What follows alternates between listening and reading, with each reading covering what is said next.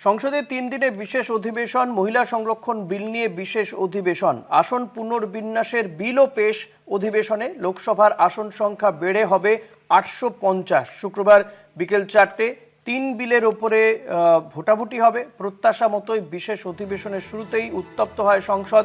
তীব্র বিতর্কের মধ্যেই বৃহস্পতিবার সংসদের 3টি গুরুত্বপূর্ণ বিল পেশ করল কেন্দ্র সরকার।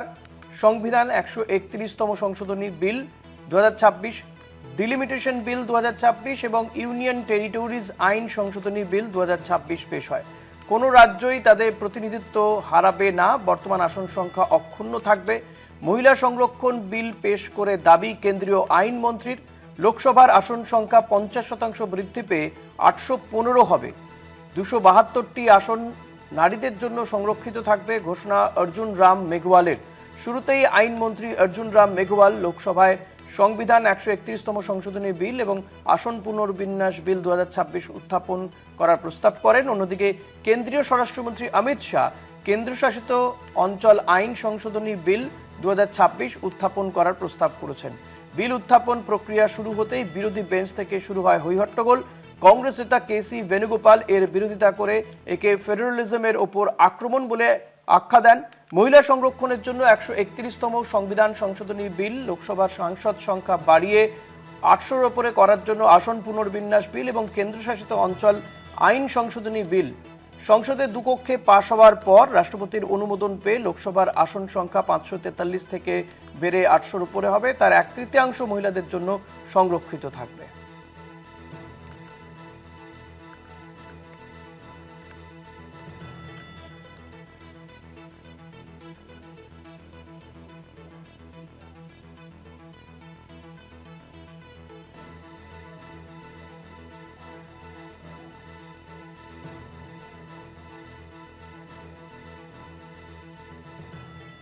ने जाति की जनगणना करने का निर्णय ले चुकी है और आप बैठिए बैठिए बता दो। अरे बैठिए भाई, बैठिए बैठिए। और जाति के साथ ही ये जनगणना हो रही है। माननीय सदस्य धर्मेंद्र यादव जी कह रहे हैं कि कॉलम नहीं है, उनको मालूम पड़ना चाहिए। हम लोगों ने पूरा तैयारी की है। आज बहुत अच्छा डिबेट होगा। मैं विश्वास रखता हूं कि हर पार्टी अपना अपना तर्क रखेंगे, लेकिन मुख्य मुद्दा ये है महिलाओं को आरक्षण देना। लोकसभा और विधानसभाओं में भारत के महिलाओं को 33% आरक्षण देना और जनरल सीट से भी महिला चुन के आ सकते हैं, लेकिन 33% रिजर्वेशन देने के बाद इतिहास हो जाएगा।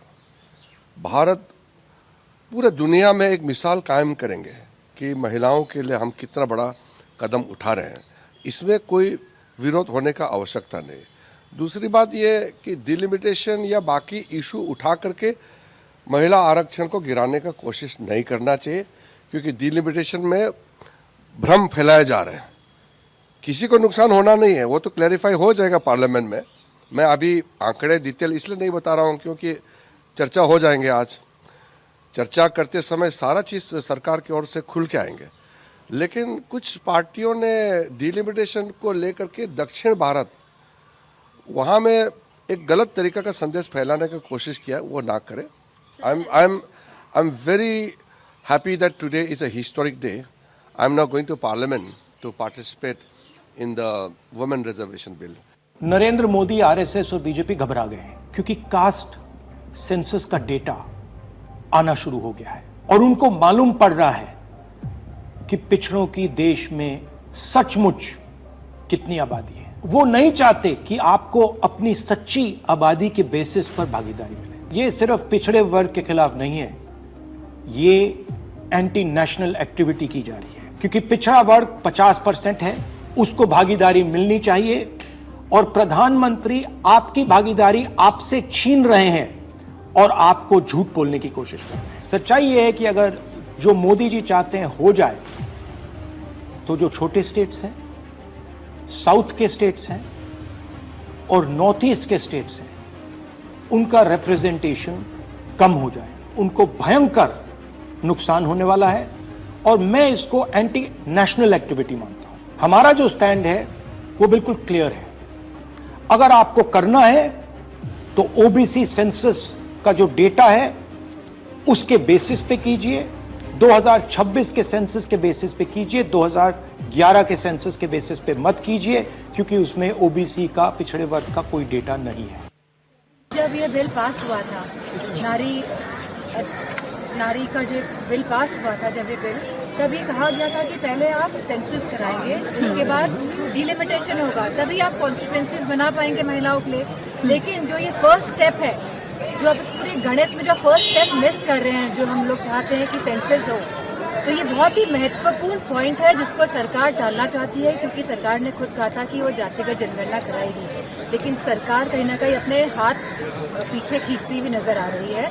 तो मुझे लगता है कि जिस स्वरूप में आना चाहिए था महिला विधेयक, उस स्वरूप को नहीं, उस प्रकार से नहीं लाया जा रहा है, उसको अपने मन मुताबिक तरीके से लाया जा रहा है। और जो SC/ST महिलाओं को आरक्षण मिल रहा है, इसमें ये भी आरक्षण इसलिए मिल रहा है क्योंकि बाबा भीमराव अम्बेडकर जी ने ये आरक्षण सुनिश्चित किया है शेड्यूल ट्राइब महिलाओं के लिए।